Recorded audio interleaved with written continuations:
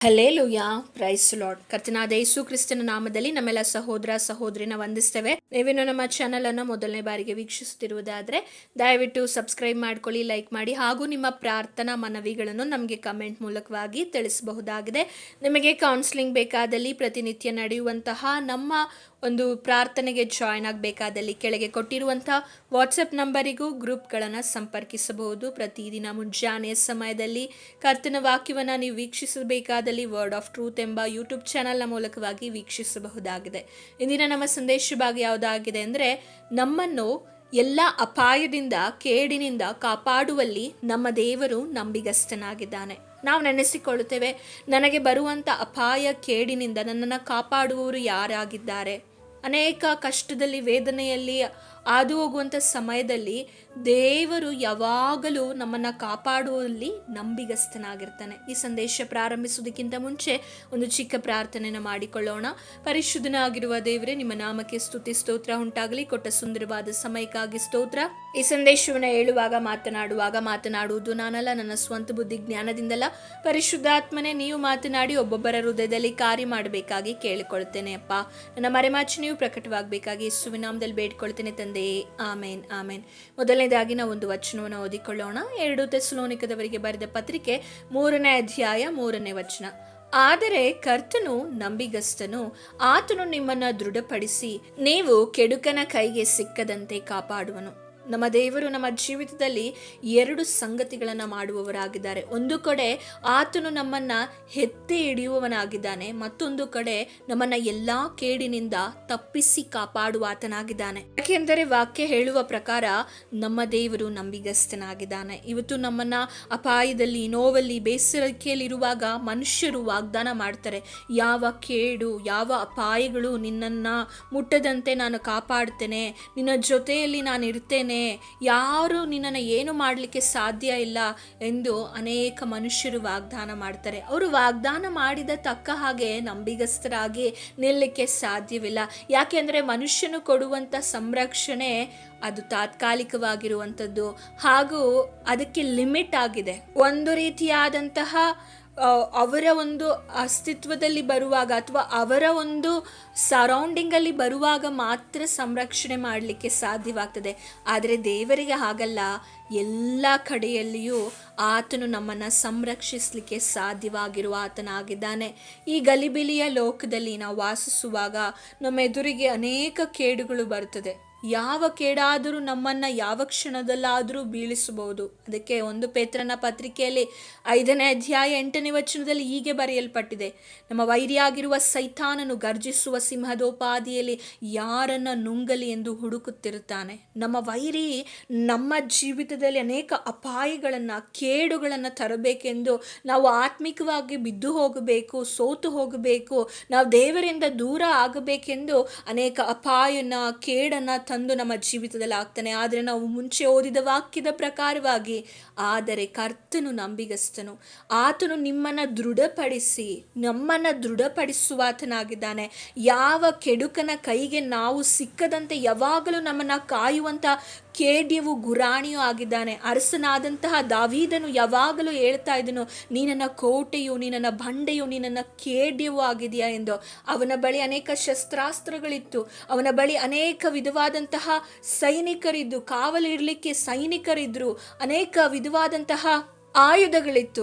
ಅದೆಲ್ಲದಕ್ಕಿಂತ ಅವನು ಹೇಳ್ತಾನೆ, ನೀನೇ ನನ್ನ ಆಶ್ರಯ ದುರ್ಗ, ನೀನೇ ನನ್ನ ಕೋಟೆ, ನೀನೇ ನನ್ನ ಬಂಡೆ, ನಿನ್ನ ಹೊರತು ಇನ್ಯಾರೂ ಕೂಡ ನನ್ನನ್ನು ಕಾಪಾಡಲಿಕ್ಕೆ ಸಾಧ್ಯವಿಲ್ಲ. ಯಾಕೆಂದರೆ ಎಲ್ಲ ಕೆಡುಕನ ಅಗ್ನಿಬಾಣಗಳಿಂದ, ಕೆಡುಕನ ಕೈಯಿಂದ ಸಿಕ್ಕದಂತೆ ಕಾಪಾಡಲು ನೀನೊಬ್ಬನೇ ನಂಬಿಗಸ್ತನು ಎಂದು ಅರಸನಾಗಿದ್ದರೂ ಕೂಡ ದಾವೀದನು ದೇವರ ಮೇಲೆ ನಂಬಿಕೆ ಇಟ್ಟುಕೊಂಡಿದ್ದನು. ಪ್ರೀತಿಯ ಸಹೋದರ ಸಹೋದರಿಯರೇ, ನಿಮ್ಮ ಜೀವಿತದಲ್ಲಿ ನೀವು ಕೆಲವೊಂದನ್ನು ಒಬ್ಬೊಂಟಿಗರಾಗಿ ಫೇಸ್ ಮಾಡುವಂತಹ, ಒಬ್ಬೊಂಟಿಗರಾಗಿ ಎದುರಿಸುವಂಥ ಸನ್ನಿವೇಶಗಳು ಬರಬಹುದು.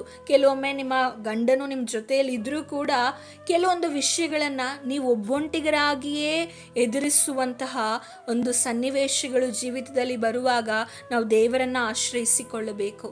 ದೇವರ ಮೇಲೆ ನಾವು ಆತುಕೊಳ್ಳುವಾಗ ಮಾತ್ರವೇ ನಾವು ಆ ವಿಷಯದಲ್ಲಿ ಆ ಪರಿಸ್ಥಿತಿಯನ್ನು ಜಯಿಸಲು ಸಾಧ್ಯವಾಗ್ತದೆ. ನಾವು ಮನುಷ್ಯರು, ನಮ್ಮನ್ನು ಪ್ರೀತಿ ಮಾಡುವ ಮನುಷ್ಯರಿದ್ದಾರೆ ನಿಜ, ನಮಗೆ ಕುಟುಂಬ ದೇವರು ಕೊಟ್ಟಿದ್ದಾರೆ ನಿಜ, ಆದರೆ ಎಲ್ಲ ಸಮಯದಲ್ಲೂ ಎಲ್ಲರೂ ನಮ್ಮೊಟ್ಟಿಗೆ ಇರಲಿಕ್ಕೆ ಸಾಧ್ಯವಿಲ್ಲ. ಕೆಲವೊಂದು ಸಮಯದಲ್ಲಿ ಮನುಷ್ಯನಾದಂಥ ನಾವುಗಳು ಕೆಲವೊಂದು ಪರಿಸ್ಥಿತಿಗಳನ್ನು ಒಬ್ಬೊಂಟಿಗರಾಗಿ ಎದುರಿಸಬೇಕು. ಕೆಲವೊಮ್ಮೆ ಯವನಸ್ಥರಾದಂಥವರು ನೀವು ವಿದ್ಯಾಭ್ಯಾಸದಲ್ಲಿ ಒಬ್ಬೊಂಟಿಗರಾಗಿ ಎದುರಿಸ್ತಾ ಇರ್ಬೋದು ಅನೇಕ ಸಮಸ್ಯೆಗಳನ್ನು, ಹಾಗೂ ನಿಮ್ಮ ಕೆಲಸದ ಸ್ಥಳಗಳಲ್ಲಿ ನೀವು ಒಬ್ಬೊಂಟಿಗರಾಗಿ ಅನೇಕ ಸಮಸ್ಯೆಗಳನ್ನು ಎದುರಿಸ್ತಾ ಇರ್ಬೋದು. ಯಾರ ಬಳಿಯಲ್ಲಿ ಹೇಳಿಕೊಂಡ್ರೂ ನನಗೆ ಸಹಾಯ ದೊರೆತಿಲ್ಲ, ಈ ಅಪಾಯದಿಂದ, ಈ ಕೇಡಿನಿಂದ, ಈ ಆಪತ್ತಿನಿಂದ ನನ್ನ ತಪ್ಪಿಸೋರು ಯಾರೆಂದು ನೀವು ನಿರೀಕ್ಷಿಸ್ತಾ ಇರ್ಬೋದು. ಆದರೆ ಯೇಸುವನ್ನು ನಂಬಿರಿ, ಆತನು ನಿಮ್ಮನ್ನು ಎಲ್ಲ ಕೆಡುಕನಿಂದ, ಕೇಡಿನಿಂದ, ಅಪಾಯದಿಂದ ತಪ್ಪಿಸಿ ಕಾಪಾಡಲು ಶಕ್ತನಾಗಿದ್ದಾನೆ. ಸೈತಾನನು ನಮ್ಮ ಕಾಲುಗಳಿಗೆ ಬೇಡಿಯನ್ನ ತೊಡಿಸಿರುವನು. ಅವನು ಒಂದೇ ಉದ್ದೇಶ ಏನಂದ್ರೆ ದೇವ ಮಕ್ಕಳು ಹೇಗಾದ್ರೂ ಪಾಪದಲ್ಲಿ ಬೀಳಬೇಕೆಂಬುದೇ ಅವನ ಉದ್ದೇಶವಾಗಿದೆ.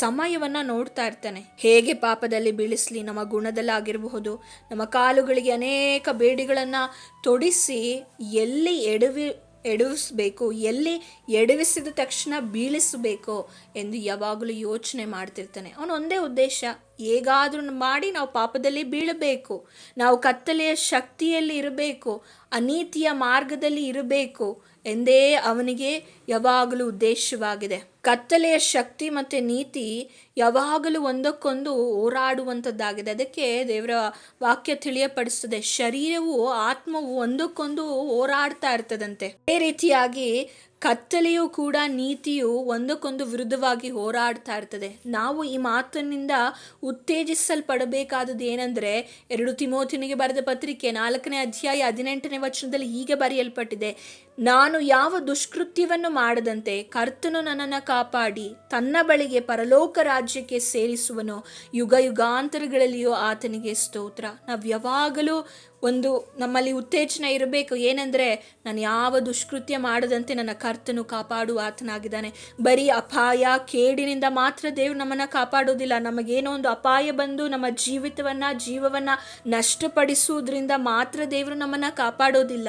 ನಮ್ಮ ಆತ್ಮವು ಕೂಡ ಪಾಪದಲ್ಲಿ ಬಿದ್ದು ನರಕಕ್ಕೆ ಹೋಗದ ಹಾಗೆ ದೇವರು ನಮ್ಮನ್ನು ಕಾಪಾಡುವ ಆತನಾಗಿದ್ದಾನೆ. ನಾವು ಯಾವ ದುಷ್ಕೃತ್ಯವನ್ನು ಮಾಡದಂತೆ ದೇವರು ನಮ್ಮನ್ನು ಕಾಪಾಡಿ ಆತನ ರಾಜ್ಯಕ್ಕೆ, ಪರಲೋಕ ರಾಜ್ಯಕ್ಕೆ ಸೇರಿಸುವ ಆತನಾಗಿದ್ದಾನೆ. ಆದರೆ ನಾವೇನು ಮಾಡಬೇಕೆಂದರೆ ನಮ್ಮ ಆತ್ಮವನ್ನು ಆತನ ಕೈಗೆ ಒಪ್ಪಿಸಬೇಕು.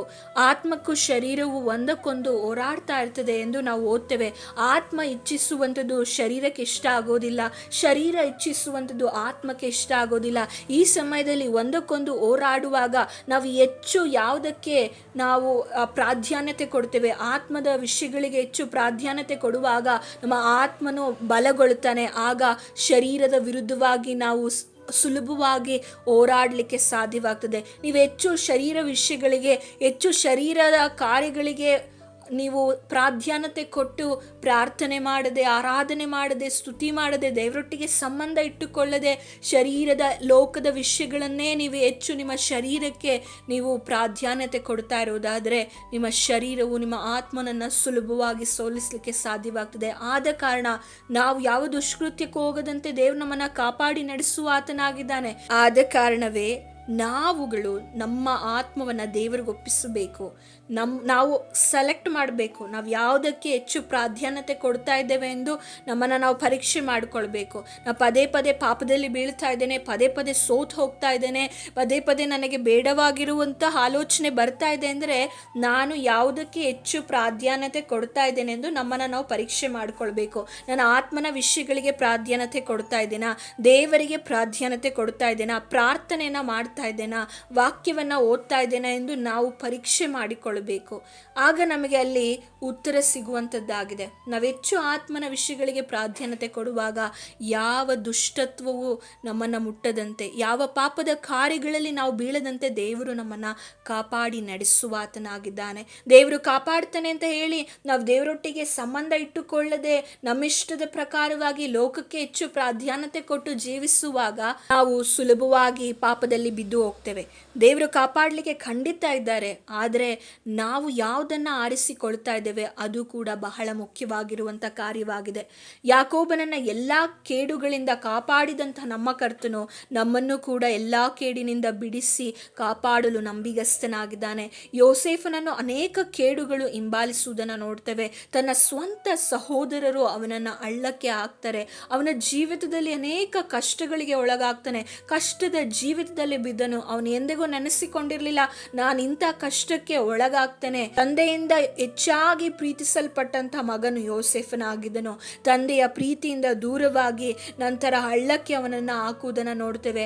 ನಂತರ ಅವನನ್ನು ತೆಗೆದು ಬೇರೆಯವರಿಗೂ ಮಾರುವುದನ್ನು ನೋಡ್ತೇವೆ. ಬೇರೆ ಯಾರು ಆ ಕೆಲಸ ಮಾಡೋದಿಲ್ಲ, ತನ್ನ ಸ್ವಂತ ಅಣ್ಣ ತಮ್ಮಂದಿರೇ ಆ ಕಾರ್ಯವನ್ನು ಮಾಡ್ತಾರೆ. ಅಲ್ಲಿ ಮತ್ತೆ ಅವನು ಸೆರೆಮನೆಯಲ್ಲಿ ಬಹಳ ಪರಿಶ್ರಮವನ್ನು ಅನುಭವಿಸಬೇಕಾಯಿತು. ಆದರೆ ಕರ್ತನು ಎಲ್ಲ ಕೇಡಿನಿಂದ ಯೋಸೇಫನನ್ನು ಕಾದು ನಡೆಸಿ ತಪ್ಪಿಸುವುದನ್ನು ನೋಡ್ತೇವೆ. ಅವನ ಜೀವಿತದಲ್ಲಿ ಇದ್ದಂಥ ಆ ದರ್ಶನವನ್ನು ನೆರವೇರಿಸಿದನು ಎಂದು ನಾವು ನೋಡ್ತೇವೆ. ಯೋಸೇಫನು ಎಲ್ಲೆಲ್ಲಿ ಹೋಗ್ತಾನೋ ಅಲ್ಲೆಲ್ಲ ದೇವರ ಆಶೀರ್ವಾದ ಆ ಮನೆಯಲ್ಲಿ, ಆ ಕುಟುಂಬದಲ್ಲಿ, ಯೋಸೇಫನು ಇರುವ ಕಡೆಯಲ್ಲೆಲ್ಲ ಚಿಂತೆ ಇಲ್ಲ ಎಂದು ವಾಕ್ಯ ನಮಗೆ ತಿಳಿಯಪಡಿಸ್ತದೆ. ಯವನಸ್ಥನಾದಂಥ ಈ ಯೋಸೇಫನು ದೇವರನ್ನು ಆರಿಸಿಕೊಂಡನು, ದೇವರಿಗೆ ಪ್ರಾಧಾನ್ಯತೆ ಕೊಟ್ಟನು. ಆದ ಕಾರಣವೇ ಎಲ್ಲ ಸಮಯದಲ್ಲೂ ಯೋಸೇಫನೊಟ್ಟಿಗೆ ದೇವರಿದ್ದು ಅವನಿರುವಂಥ ಎಲ್ಲ ಸ್ಥಳಗಳಲ್ಲೂ ಅವನ ನಿಮಿತ್ತವಾಗಿ ಆ ಮನೆಗೆ ಆಗಿರ್ಬೋದು ಅಥವಾ ಸೆರೆಮನೆಯಲ್ಲೂ ಕೂಡ ಆ ಸೆರೆಮನೆಯನ್ನು ಕಾಯುವಂಥ ಅಧಿಕಾರಿಗೆ ಯೋಸೇಫನು ಇದ್ದ ಕಾರಣಕ್ಕಾಗಿ ಚಿಂತೆ ಇರಲಿಲ್ಲ ಎಂದು ಅಲ್ಲಿ ಬರೆಯಲ್ಪಟ್ಟಿದೆ. ಹಾಗೆ ಮತ್ತೆ ನಾವು ನೋಡ್ತೇವೆ, ದಾನಿಯೇಲನು ಕೂಡ ಅನೇಕ ಶೋಧನೆಗಳನ್ನು ಎದುರಿಸಿದನು. ರಾಜನ ಎಲ್ಲ ವಿವೇಚನೆ ಹೇಳುವವರು ಮತ್ತು ಆಸ್ಥಾನಿಕರು ದಾನಿಯೇಲನಿಗೆ ವಿರೋಧವಾಗಿ ಸಂಚು ಮಾಡಿದರು. ರಾಜನು ಅವನನ್ನ ಸಿಂಹದ ಗುಹೆಯಲ್ಲಿ ಹಾಕಲು ಅಪ್ಪಣೆ ಕೊಡುವುದನ್ನು ನೋಡ್ತೇವೆ. ಆದರೆ ದೇವರು ದಾನಿಯೇಲನೊಂದಿಗಿದ್ದು ಸಿಂಹಗಳ ಬಾಯನ್ನು ಮುಚ್ಚಿದನು. ಸಿಂಹಗಳ ಬಾಯನ್ನು ದೇವರು ಮುಚ್ಚಿ ಮಾತ್ರವಲ್ಲ, ಅವನ ನಿಮಿತ್ತವಾಗಿ ದೇವರ ನಾಮ ಮಹಿಮೆ ಆಗ್ತದೆ. ರಾಜನು ಹೇಳ್ತಾನೆ, ನಿನ್ನ ದೇವರೇ ನಿಜವಾದ ದೇವರು. ಅಷ್ಟು ಮಾತ್ರ ಅಲ್ಲ, ಯಾರು ಇವನ ವಿರುದ್ಧವಾಗಿ ಸಂಚನ ಮಾಡಿದ್ರೋ ಅವರೇ ಆ ಸಿಂಹಗಳ ಬಾಯಿಗೆ ತುತ್ತಾಗುವ ರೀತಿಯಲ್ಲಿ ಮಾಡಿದರು. ಪ್ರೀತಿಯ ಸಹೋದರ ಸಹೋದರಿಯರೇ, ದಾನಿಯೇಲನನ್ನ ಸಿಂಹದ ಬಾಯಿಂದ ತಪ್ಪಿಸಿದ ಅದೇ ಕರ್ತನು ಇಂದು ಸಹ ಬದುಕಿದ್ದಾನೆ. ನಮ್ಮನ್ನು ಕೂಡ ಎಲ್ಲ ಕೇಡಿನಿಂದ, ಅಪಾಯಗಳಿಂದ, ಅನರ್ಥಗಳಿಂದ ಬಿಡಿಸುವ ಆತನಾಗಿದ್ದಾನೆ. ಕೆಲವರಿಗೆ ಸುಮ್ಮನೆ ನನ್ನ ಕುಟುಂಬದಲ್ಲಿ ಯಾವ ಕೇಡು ಉಂಟಾಗ್ತದೋ, ಅನೇಕರಿಗೆ ಮರಣ ನನ್ನ ಕುಟುಂಬದಲ್ಲಿ ಉಂಟಾಗ್ತದೆ ಎಂಬ ಭಯದಲ್ಲಿ ನೀವಿರಬಹುದು. ನನ್ನ ಕುಟುಂಬದಲ್ಲಿ ರೋಗ ಉಂಟಾಗ್ತದೆ ಎಂಬ ಅಪಾಯದಲ್ಲಿ ನೀವಿರಬಹುದು. ನನ್ನ ಕುಟುಂಬದಲ್ಲಿ ಯಾವುದಾದ್ರೂ ಕೇಡು ಸಂಭವಿಸುತ್ತಾ ನನ್ನ ಮಗನ ಜೀವಿತದಲ್ಲಿ ಏನಾದರೂ ಅಪಾಯಗಳು ಸಂಭವಿಸಿದರೆ ನಾನು ಏನು ಮಾಡುವುದು ಎಂಬ ಭಯಗಳು ನಿಮ್ಮ ಜೀವಿತದಲ್ಲಿ ಇರಬಹುದು. ಆದರೆ ದೇವರು ನಿಮಗೆ ವಾಗ್ದಾನ ಮಾಡ್ತಾ ಇದ್ದಾನೆ, ಹೆದರಬೇಡಿರಿ, ದೇವರು ನಿಮ್ಮ ಮಕ್ಕಳನ್ನು ಎಲ್ಲದರಿಂದ ತಪ್ಪಿಸಿ ಕಾಪಾಡುವ ಆತನಾಗಿದ್ದಾನೆ. ಪ್ರೀತಿಯ ಸಹೋದರ ಸಹೋದರಿಯರೇ, ನೀವು ಎಡವಿ ಬೀಳಬೇಡಿರಿ. ಯಾಕೆಂದರೆ ನಮ್ಮ ಕರ್ತನ ನಿತ್ಯ ಜೀವದ ಕೈಗಳು ನಮ್ಮನ್ನು ಆವರಿಸಿ ಎಲ್ಲ ಕೇಡಿನಿಂದ ನಮ್ಮನ್ನು ಬಿಡಿಸಿ ತಪ್ಪಿಸುವಂಥದ್ದಾಗಿದೆ. ನಮ್ಮ ಕರ್ತನು ತೂಕಡಿಸುವುದಿಲ್ಲ, ನಿದ್ರಿಸುವುದಿಲ್ಲ. ಆತನು ನಾವು ಎಡವಿ ಬೀಳದಂತೆ ನಮ್ಮನ್ನು ಯಾವಾಗಲೂ ಕಾಯುವ ಆತನಾಗಿದ್ದಾನೆ. ನಮ್ಮನ್ನು ನಿರ್ದೋಷಿಗಳನ್ನಾಗಿ ಆತನ ಮಹಿಮೆಯಲ್ಲಿ ನಿಲ್ಲಿಸಲು ಶಕ್ತನಾಗಿದ್ದಾನೆ. ಕೆಲವೊಮ್ಮೆ ಸೈತಾನನು ನಿಮ್ಮ ವಿರುದ್ಧವಾಗಿ ಅನೇಕ ಕಾರ್ಯಗಳನ್ನು ಹೇಳಬಹುದು. ನೀನು ಪಾಪಿಯಾಗಿದೆಯಾ, ನೀನು ಯೋಗ್ಯತೆ ಇಲ್ಲದವನು, ನಿನ್ನ ಜೀವಿತ ಹೀಗಿದೆ, ನೀನು ಹೇಗೆ ದೇವರು ಪ್ರಾರ್ಥಿಸಲು ಸಾಧ್ಯ, ನೀನು ಹೇಗೆ ದೇವರನ್ನ ಸೇವೆ ಮಾಡಲು ಸಾಧ್ಯ, ನಿನ್ನನ್ನು ದೇವರು ಪ್ರೀತಿಸುವುದಿಲ್ಲ, ನಿನ್ನ ಪ್ರಾರ್ಥನೆ ಕೇಳಲ್ಪಡುವುದಿಲ್ಲ ಎಂದು ಅನೇಕ ಸಮಯದಲ್ಲಿ ಈ ಕೆಡುಕನ ಮಾತುಗಳು ನಿಮ್ಮ ಕಿವಿಗೆ ಬೀಳುತ್ತಿರುವಾಗ ನೀವು ಒಂದು ನೆನೆಸಿಕೊಳ್ಳಬೇಕು, ದೇವರು ನಮ್ಮನ್ನು ಕ್ಷಮಿಸಿ ನಿರ್ದೋಷಿಗಳನ್ನಾಗಿ ಮಾಡಿ ತನ್ನ ಮಹಿಮೆಯಲ್ಲಿ ನಿಲ್ಲಿಸಲು ಶಕ್ತನಾಗಿದ್ದಾನೆ.